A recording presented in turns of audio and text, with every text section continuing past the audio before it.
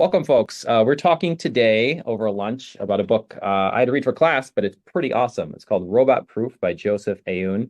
I read a paper about it too. It's published in 2017, but I really like it on this topic of artificial intelligence because it's specifically about higher education, and it's kind of divorced from what we've experienced over the past year and a half in terms of concern over chatbots. It's written more with sort of a broader scope, not informed about the present debate, this broader picture of what this author, the president of Northeastern University, sort of saw coming as he was sort of looking at this in 2016 and 2017.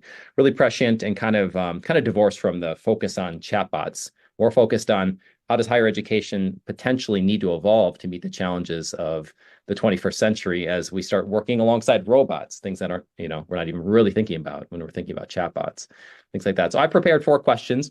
Our participants have various levels of preparation with the book, which is A-OK. They didn't have to read the book to attend. But we're going to have a free-wheeling conversation. It's the kind of conversations so many of us in this group and beyond, there's other folks who want to be here but can't. They'll watch a recording, want to have, because we're trying to stay relevant to the people that we serve, to serve the learners and the workers of tomorrow to the best of our ability. So I'll read my first question out loud. These questions are a little long. My apologies. The book gets into community colleges, specifically page 116 and 117 for anyone reading at home.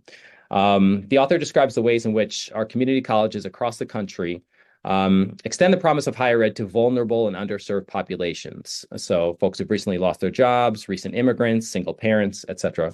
The folks we live and work with, each day here at our community college.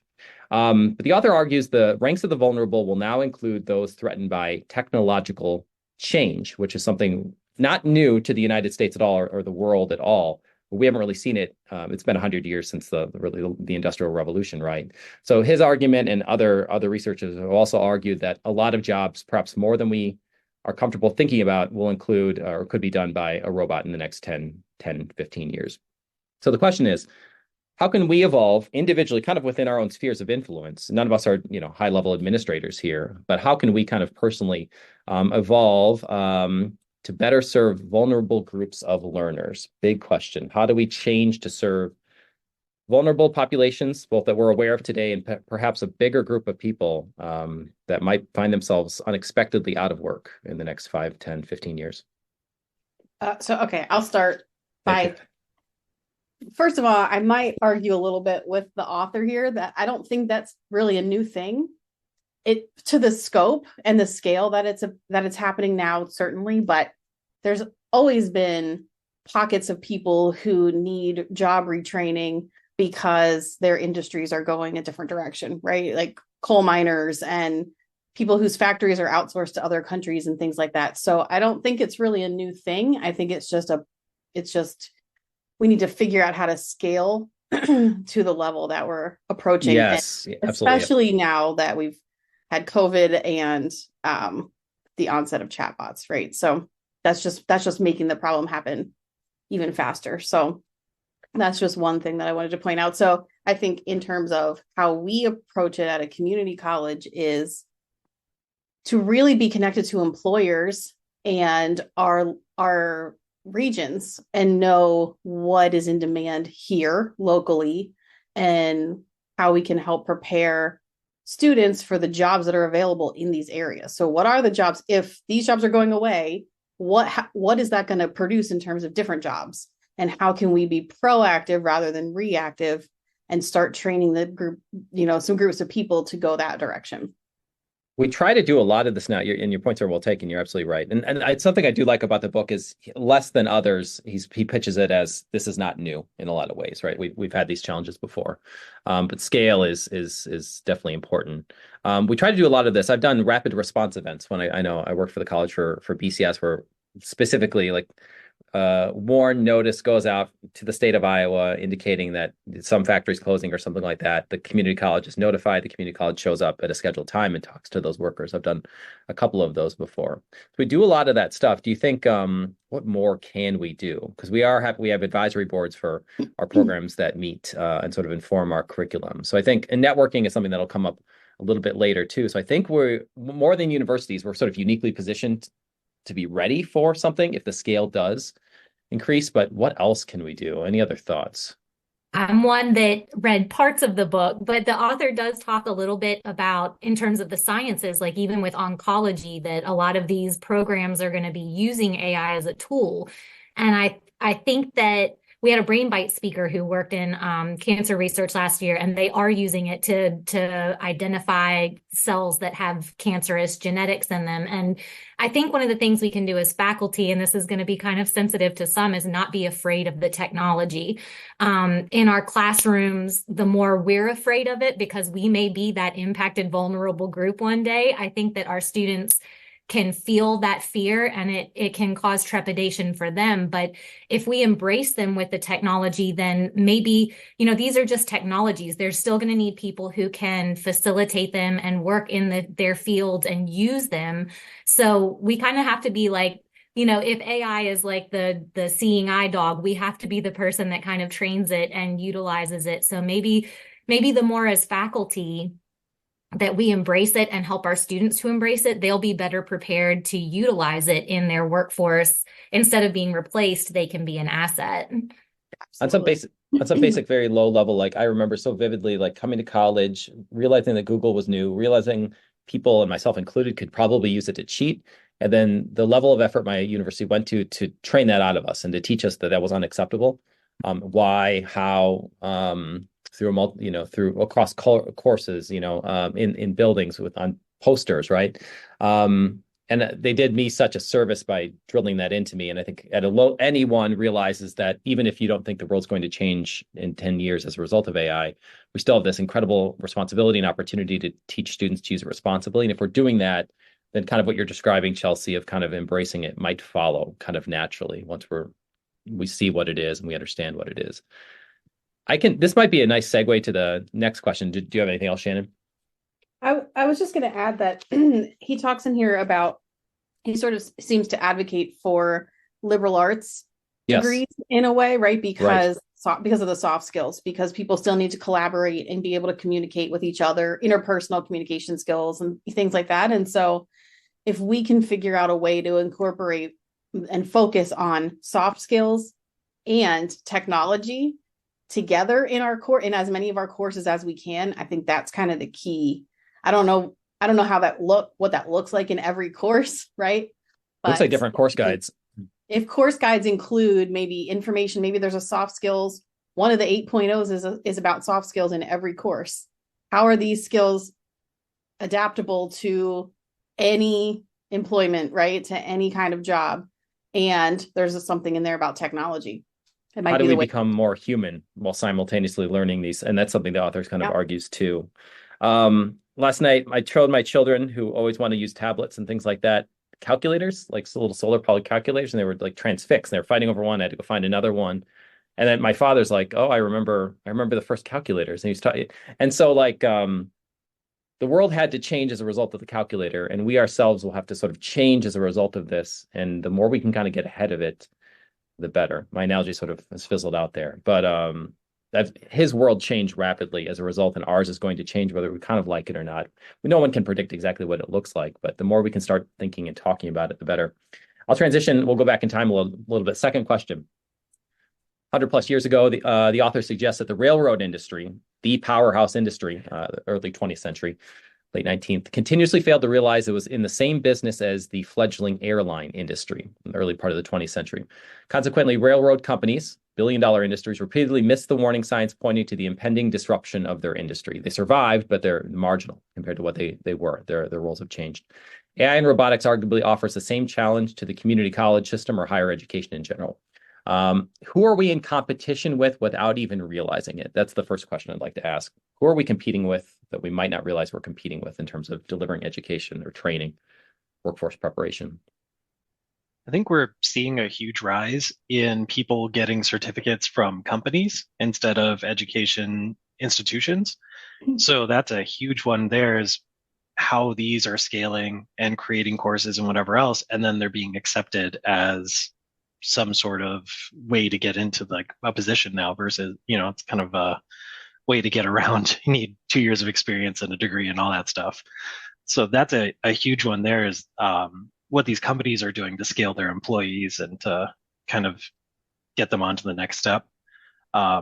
And then also like something that from our evolution perspective is also we don't really have the subject matter experts to like push us into that AI realm because we're a little bit more broad with what we need to provide.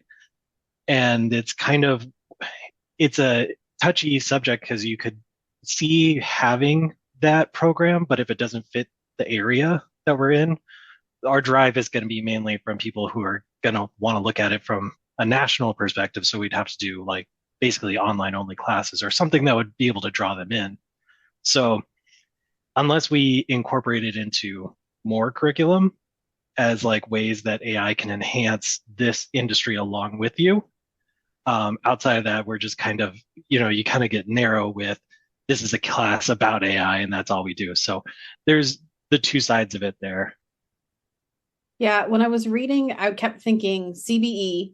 CBE is a way to go, and micro credentialing and probably BCS stuff, but like giving, rather than having a take this series of classes and you will get this piece of paper, we need to change the way we think to here's a menu of options and you can choose, or your employer can choose which of these things are most relevant to what you're going to do. And then that will result in some sort of generalized certificate or diploma, whatever we want to call it. But the emphasis needs to kind of go away from those full 2-year degrees that employers are much less concerned with. And I mean, there's exceptions to that, but in many cases, it's what skills, what can you come into my office and do today, right? And things that I can't teach you, especially like having a strong work ethic and all of these employability skills that we talk about.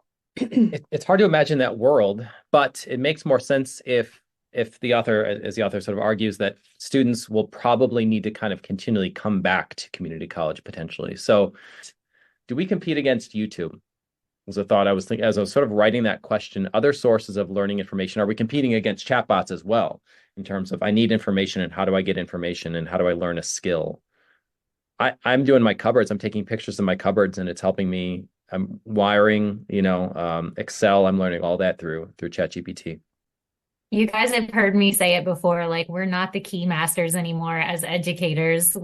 There's too much information available. Like you said, I could hotwire a car just by looking up on YouTube, the instructions and step by step with videos. And we're not the only knowledge experts. There's so much out there, but I think more than YouTube, I mean, there's tons of Khan Academy and there's all these free OER resources that students can access. So I do think in some degree, we are competing with the resources available, but like Shannon and Caleb mentioned, it's on us to be able to shift and kind of help be the facilitators of those resources instead of trying to fight them and, kind of wrap them into some big bundle, like provide them in chunks that are needed and make them manageable. I don't know if that we're competing as much as we are figuring out how we fit in to that landscape, right? Like Sure.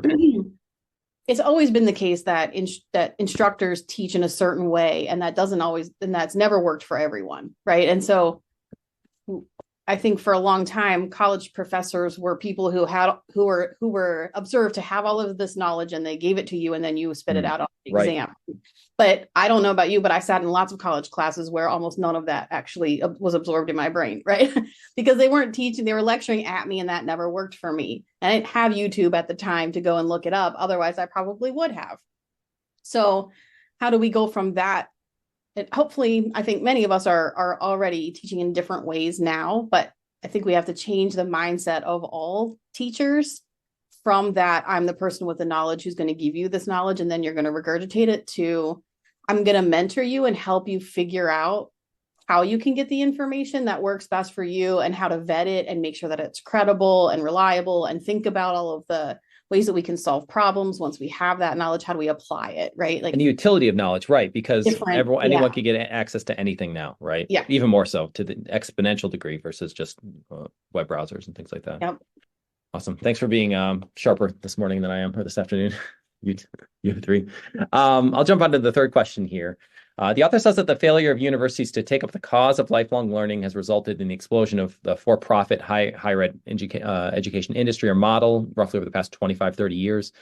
And Caleb alluded to this earlier. Much of this demand came from older students, working professionals, veterans, those who are attracted by the flexibility of the online model these schools really championed.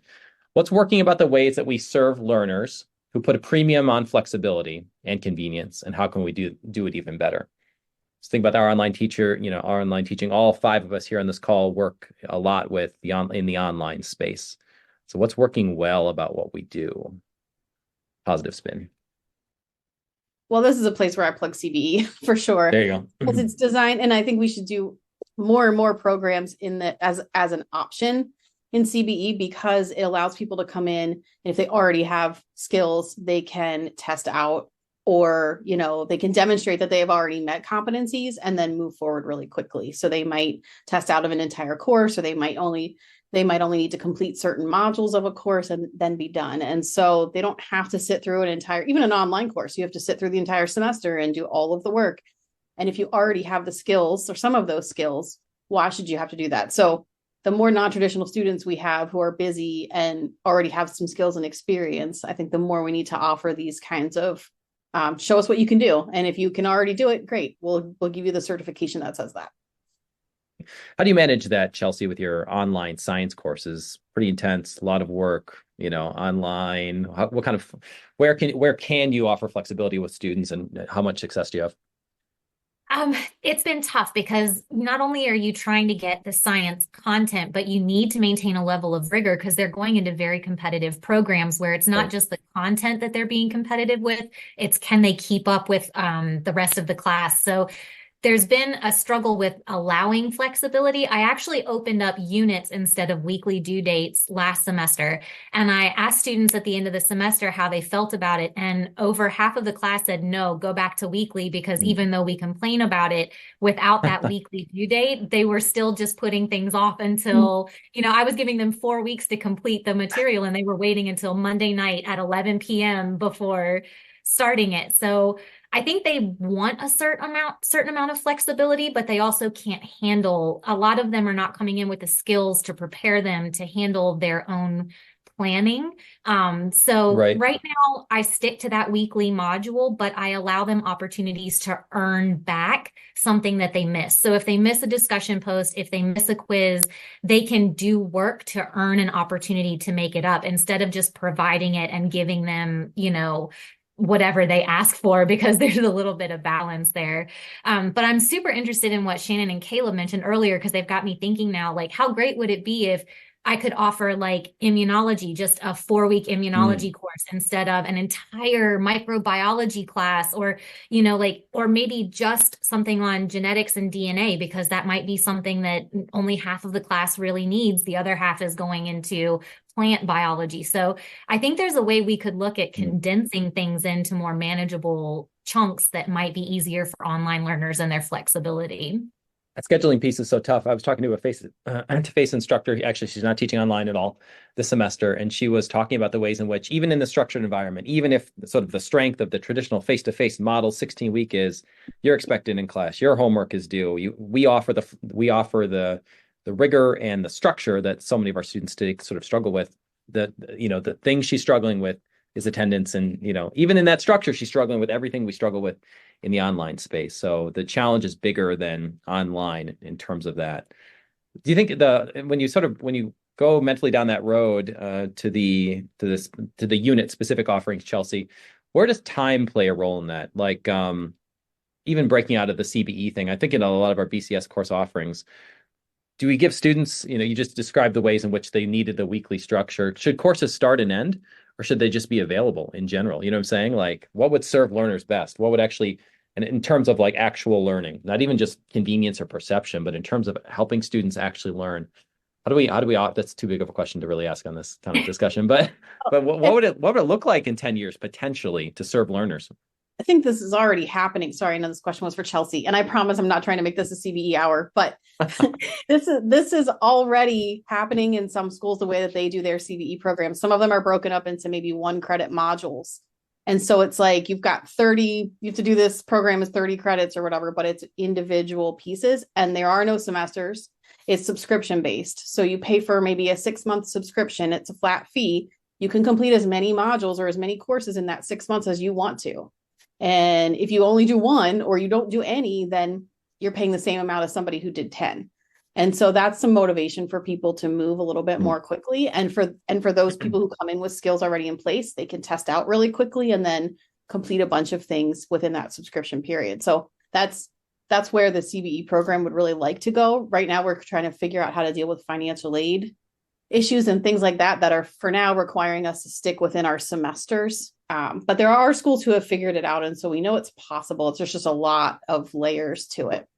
I think one of the things we've talked about as a group before too is how do you implement that conversation aspect or that collaborative group work aspect.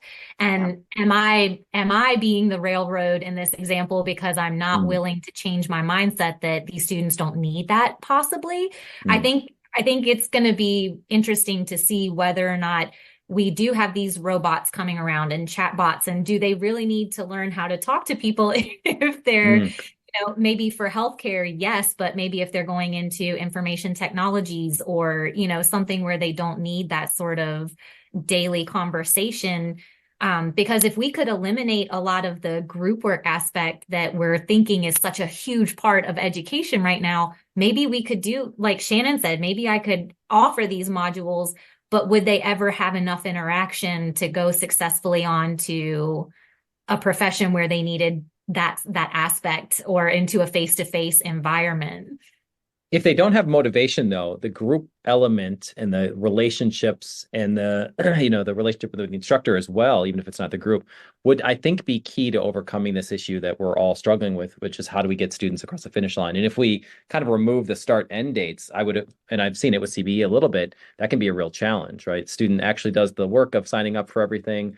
The red carpet is there, and they just right. And the semester model that we have, I think, plays into that some. But it is interesting that you mentioned the due date thing, because we have asked CBE students and they still like having some kind of suggested due date. And so sometimes we do things like put due dates on the modules themselves, but they know it's just a suggestion. So it pops up in their calendar widget, and that makes some of them that helps them stay accountable for some of it. Interesting. You were talking about money being in sort of an incentivizer during the subscription model.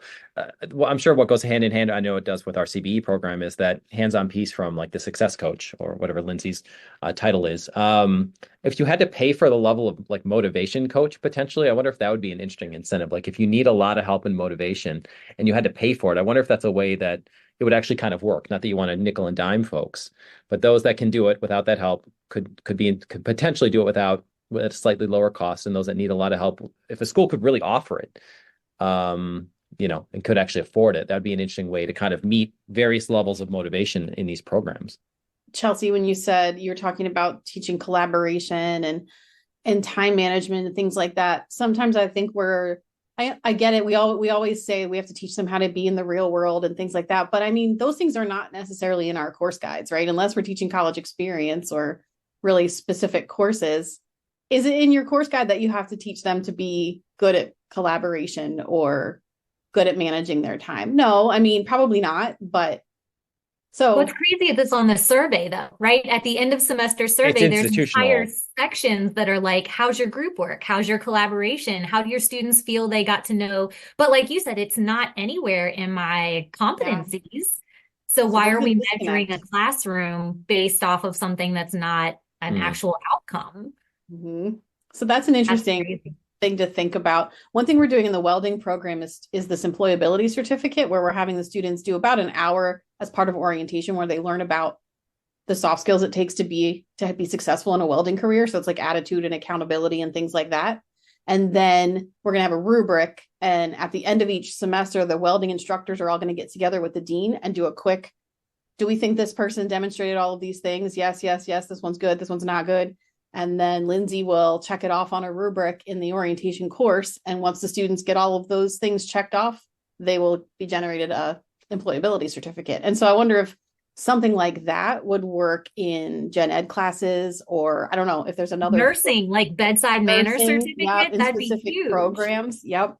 Where they leadership certificate. That's a really great idea. You kind of know the students who are not successful in students who are successful in a program are going to demonstrate those skills, because they aren't going to be successful if they don't have them anyway. And so it's a nice carrot for the students who might be close or who might struggle with one aspect like time management and know that they need to work on that in order to earn the certificate so that they can show that to an employer. So recognize that actual achievement. Yeah. The other way this sort of works, I think, to favor community colleges like ours is if there is time savings. If we can really put that test out option front and center, we could save ourselves a lot of time in teaching. Like how much, if you only had to work with 6 students on a specific topic, Chelsea, versus 13 that less time, less grading, right? Like I could see how there could be time savings no matter what format we're teaching in if we're sort of recognizing accomplishment, not just at the end of the course with a grade, but throughout, and then teaching what they actually need. It's also different when you're watching a specific student progress through those skills rather than grading a pile of 20 of the same thing. You know what I mean? It's different. You see the student, you see the gaps, and you see the successes and things like that a little bit more clearly when you can look at it at the student across the board. Right. But see the student, not the assessment. Right.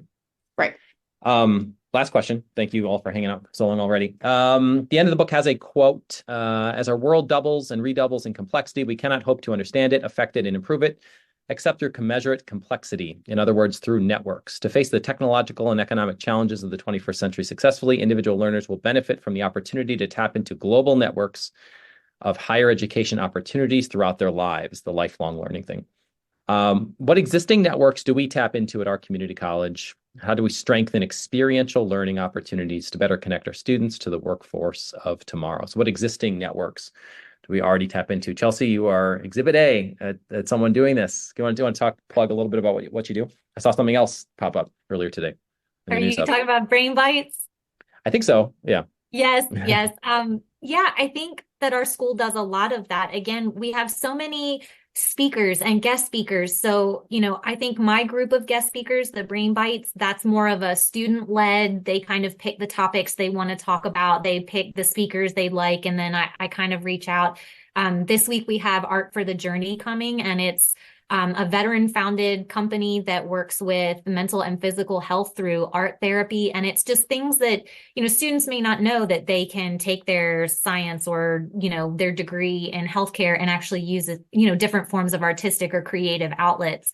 And they may think that nursing is just in a hospital. They don't realize we've had different speakers come that deal with different sorts of trauma and hospice. And they see that there are always needs outside of what, our general knowledge level is. But I think our college as a whole, between the news hub and the newsletters and, different organizations like the Brain Bites, we're letting students and faculty see that there's lots of opportunities to continue knowledge, like you just said, that we can all learn something at some time from somebody. So we advertise that really well here, I think. And I know that there's a lot of faculty working for other colleges as well, which I think some people would find intimidating, but I think it's a really great resource to have different perspectives and different college resources to be able to pull into conversations.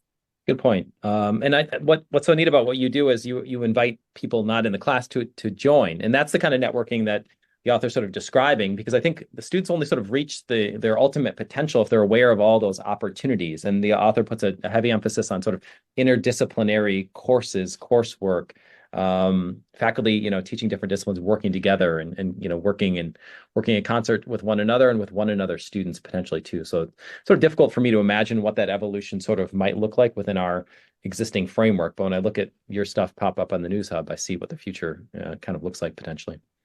Other thoughts on that topic? Experiential learning, networks. I think that's a real strength that we have our advisory boards, and we go through an advisory, review process for disciplines and programs where every 5 years, lots of questions are answered. Folks from the community working in those industries, leaders in those industries, get together and sit next to the instructors, whether it's credit or non-credit courses, and have big conversations about what are we teaching, how well are we teaching it, and what should we be teaching moving forward. So we have a neat platform to kind of build on potentially as well. I think there's a lot of room for, sorry, Shannon, go ahead. No, I was just going to say, I was going to mention the advisory boards. And also, I don't really have a sense as to how much the career services department brings in employers. But from my past experience, that's something that's been really useful. I worked at a grad program for a while, and we had alums come in all the time, whether it was in person or virtual, to talk about what they were doing, where they were working, and how people could get in, kind of get in the door in those places. And it was a great networking opportunity for those students. So I I assume that's happening somehow at some level. But I don't know to what degree. But I think that's super important. The connection to employers, because we're trying to give this their either current or future employees the skills that they need to be successful. Like that's a key network. What were we gonna add, Chelsea? Do you remember? Oh, I was thinking four-year colleges are a place that we could grow a little bit, like partnerships with four-year colleges. I know that, many will work with us, but I think that there's a lot of room for four-year colleges to host things with us or to have different, classes that they're sponsoring with us or that we do for them. Because I think the more students are using these transfer credits, the more they can see where they're going, what sort of colleges, and with online programs like this, it could be colleges all over the country. But I think that there needs to be potentially more partnerships where there's sister colleges and there's programs that are advertised for both, because I think that would help bring community colleges, if we were to implement something like shorter programs and certificates, like help students build a resume of classes instead of a certificate or a degree, that they could use these things for all of these colleges to build their skills and look better for jobs and four-year institutions. And Jenna, you were talking about career services, and it's interesting. I've been at this college for like 7 years now, so I've been here long enough to know that people are trying really awesome stuff, but it doesn't always quite work out, or the connections aren't quite made, myself included, in that group. So I see the seeds of the future kind of planted here, but I think that's helping. a common problem with career services departments. I mean, when I worked at the University of Pittsburgh, we brought in something like 75 alums a year. And then on our end of year survey, we would always get students who said they never bring in any alums for us to meet, and we'd have 2 or 3 people show up to something cool, like someone from the State Department or something, some interesting job. And so it's a common issue. I think students don't realize how important those networks and connections are until it's almost too late, they miss out on some really key stuff. Kind of sounds like we have to change what we're teaching to get, to elevate all of what we're describing, because the world won't change if we just sort of tell students what to do. Or ask them to do, right? The optional stuff, Yeah, the networking, elevating it to what skills, we do. Yeah, all of it should be part of rather than maybe focusing so much on theory and things like that. Maybe this kind of stuff needs to be built into all of our course guides. Interesting.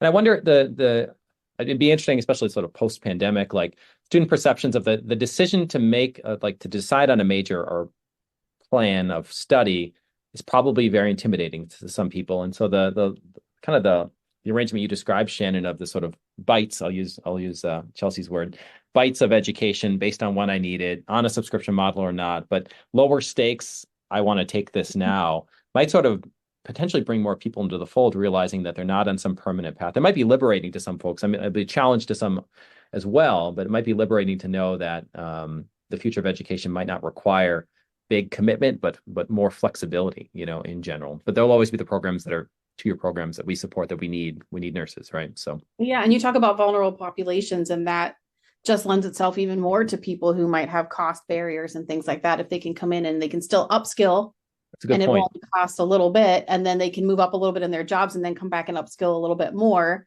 and their lives are unpredictable. A lot of people, right? Like it's hard to see beyond just a couple of months in a lot of instances for those folks. So, well, my eyes are now more open. I appreciate all of you for jumping in and having this random, very loose conversation with me. Thanks, good. everyone. Thanks, Gail. Bye, everybody. Thanks, Chelsea. Bye.